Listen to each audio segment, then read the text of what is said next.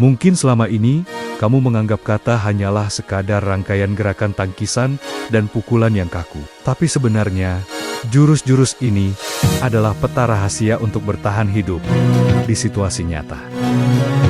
Banyak orang hanya belajar gerakan luarnya saja, sehingga potensi asli dari aliran Shotokan tetap tersembunyi. Hari ini, kita akan membongkar rahasia di balik gerakan kuno ini.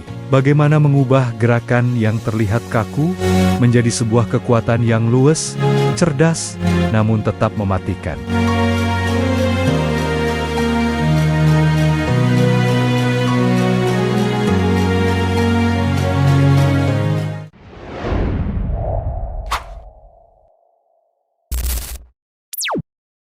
Dunia karate modern seringkali terjebak pada bungkus yang cantik. Di atas panggung kompetisi, kita melihat gerakan yang sangat rapi, tajam, dan indah, dipandang seperti sebuah tarian yang sempurna untuk memukau juri. Namun, keindahan estetika ini sangat jauh berbeda dengan akar aslinya.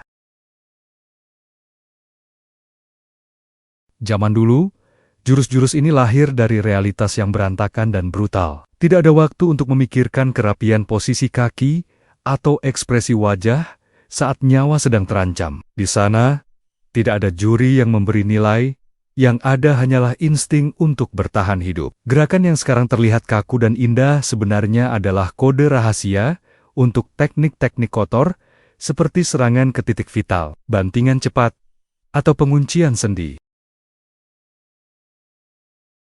Intinya, kita harus bisa melihat, menembus keindahan gerakan kompetisi modern untuk menemukan kembali senjata asli yang tersembunyi di dalamnya.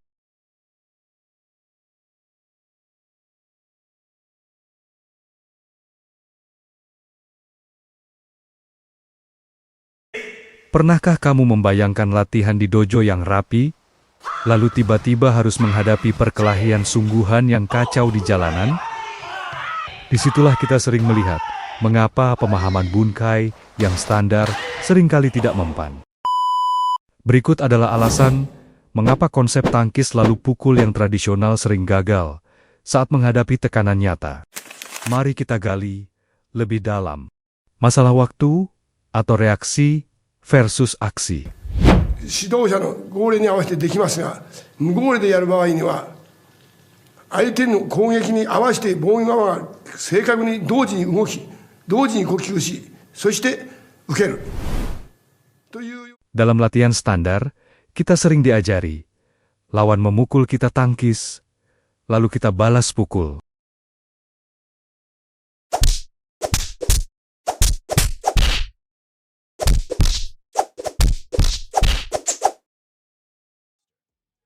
Dalam dunia nyata, serangan tidak datang satu-satu dengan jeda. Lawan yang agresif akan memukul bertubi-tubi, seperti mesin jahit. Jika kamu hanya sibuk menangkis, kamu akan terus berada dalam posisi bertahan, sampai akhirnya pertahananmu jebol. Lawan yang tidak patuh. Di dojo, teman latihanmu biasanya patuh. Mereka memukul dengan lurus, membiarkan tangannya tertahan di udara agar kamu bisa membalas, dan mereka tidak melawan balik saat kamu mengunci. Kenyataannya, lawan asli akan menarik tangannya dengan cepat, meronta, memiting, atau bahkan mencoba menggigitmu. Bunkai yang terlalu kaku tidak siap menghadapi kekacauan ini. Jarak yang terlalu jauh. Banyak tangkisan karate tradisional dirancang dengan asumsi ada jarak sekitar 1 meter.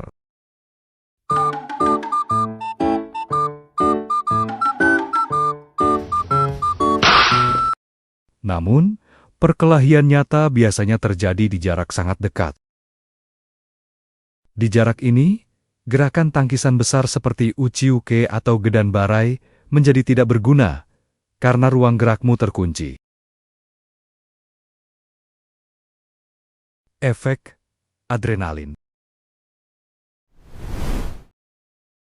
Saat ketakutan, tubuh kita kehilangan kemampuan koordinasi yang halus. Gerakan yang butuh ketelitian estetika tinggi akan hilang. Yang tersisa hanyalah insting kasar. Jika bunkai kamu terlalu rumit, otakmu akan hang saat menghadapi ancaman nyata.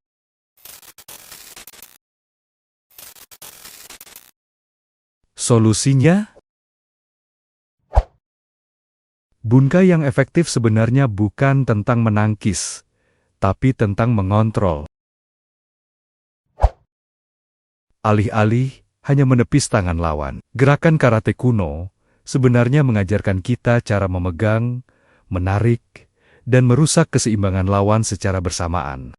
Inilah yang dimaksud dengan kekerasan yang luwes. Gerakannya terlihat kaku di permukaan, tapi fungsinya sangat cair dan mematikan saat tanganmu menyentuh tubuh lawan. Bayangkan sebuah kata bukan sebagai rangkaian gerakan kaku, melainkan sebagai sebuah berkas zip terkompresi. Di dalam file digital ini, tersimpan ribuan data pertempuran kuno yang sangat padat, mulai dari teknik, menjatuhkan lawan, serangan ke titik saraf, hingga cara mematahkan sendi.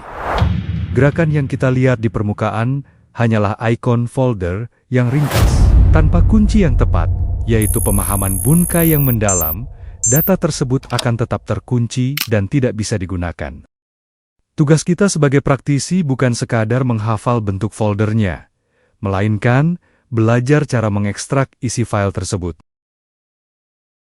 Ketika kita berhasil membongkarnya, satu gerakan sederhana yang terlihat kaku akan terbuka menjadi puluhan teknik bela diri praktis yang siap dijalankan dalam situasi nyata.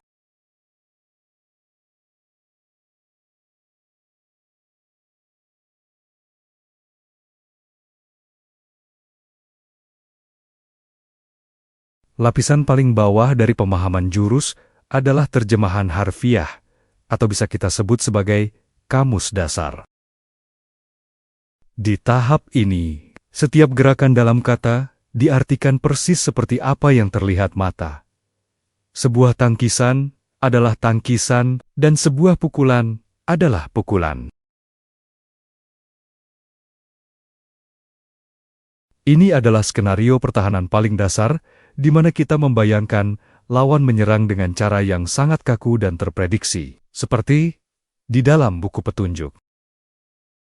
Meskipun lapisan ini penting untuk membangun fondasi gerak dan disiplin, ia hanyalah permukaan luar.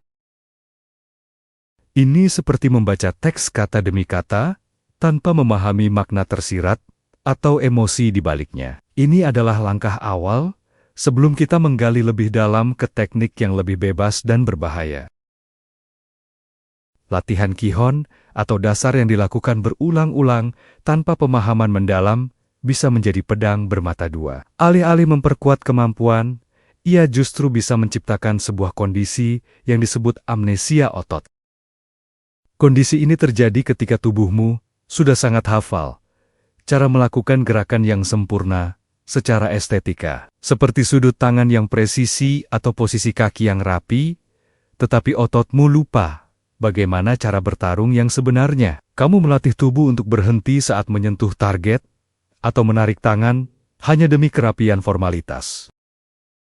Jika kita tidak pernah melihat melampaui permukaan gerakan tersebut, otot kita akan terprogram untuk melakukan tarian hampa yang kehilangan insting agresif dan fungsionalnya. Saat bahaya nyata datang, tubuhmu mungkin akan bergerak secara otomatis. Namun gerakannya hanya akan menjadi rangkaian tangkisan kaku yang tidak memiliki jiwa untuk melumpuhkan lawan. Singkatnya, tanpa aplikasi nyata, latihan dasar hanyalah memahat patung yang indah, namun rapuh saat dihantam kenyataan. Setelah menguasai dasar-dasarnya, saatnya kita meninggalkan zona nyaman respons kelas yang serba seragam. Di dalam dojo, semua orang mungkin bergerak seperti robot yang diatur oleh satu tombol yang sama. Namun di dunia nyata, tidak ada satu ukuran yang pas untuk semua orang. Inilah saatnya adaptasi pribadi dan interpretasi kreatif mengambil peran.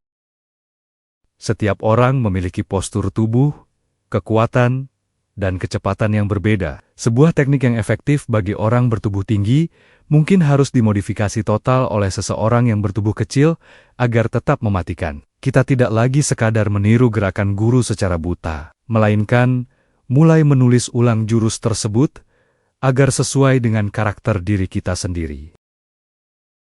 Intinya, jurus bukanlah penjara yang kaku, melainkan kerangka yang fleksibel. Kreativitas kita dalam menafsirkan gerakan adalah kunci untuk mengubah teknik hafalan menjadi insting, bela diri yang hidup dan tak terduga. Dalam tahap ini, kita memasuki dimensi Oyo, tingkatan di mana kita berhenti memuja keindahan bentuk dan mulai memuja hasil nyata.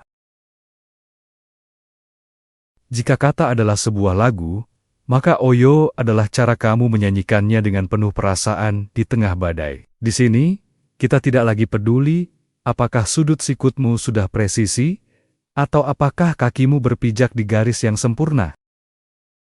Yang paling utama adalah semangat atau esensi dari gerakan tersebut. Apakah lawan jatuh? Apakah seranganmu masuk? Apakah kamu selamat? Dalam Oyo, kerangka gerakan yang kaku mulai meleleh. Kamu mungkin melakukan tangkisan yang bentuknya sudah tidak mirip lagi dengan di buku pelajaran, tetapi fungsinya tetap sama, bahkan lebih efektif. Kamu memprioritaskan kecepatan, daya rusak, dan adaptasi instan terhadap situasi yang kacau. Singkatnya, Oyo adalah saat kamu berhenti menjadi fotokopi dari gurumu dan mulai menjadi petarung yang jujur pada dirimu sendiri.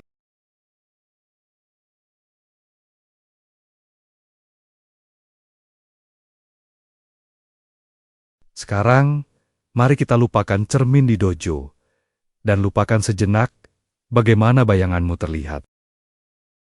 Dalam pertarungan nyata yang kacau, penampilan adalah hal terakhir yang penting. Bayangkan, kamu berada di tengah badai pertukaran serangan yang cepat, di mana keringat, napas tersengal, dan adrenalin mengaburkan pandangan. Di titik ini, kita harus mengalihkan fokus dari bagaimana gerakan ini terlihat, menjadi apa yang berhasil dicapai oleh gerakan ini.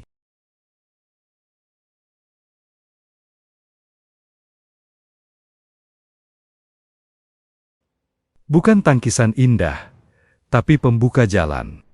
Tujuanmu bukan lagi melakukan tangkisan bawah yang terlihat gagah. Tujuannya adalah bagaimana tanganmu bisa menepis serangan lawan, agar dadanya terbuka lebar untuk serangan balasanmu. Bukan kuda-kuda sempurna, tapi paku bumi. Tidak peduli apakah kakimu membentuk sudut yang tepat sesuai buku. Yang penting adalah, apakah kakimu mencengkeram lantai cukup kuat, sehingga kamu tidak terjatuh saat lawan menabrakmu? Bukan pukulan tajam, tapi penyelesai masalah. Pukulanmu tidak perlu mengeluarkan suara plak yang keras pada seragam. Fokusnya adalah, apakah hantaman itu mendarat di titik saraf yang membuat lawan langsung kehilangan tenaga.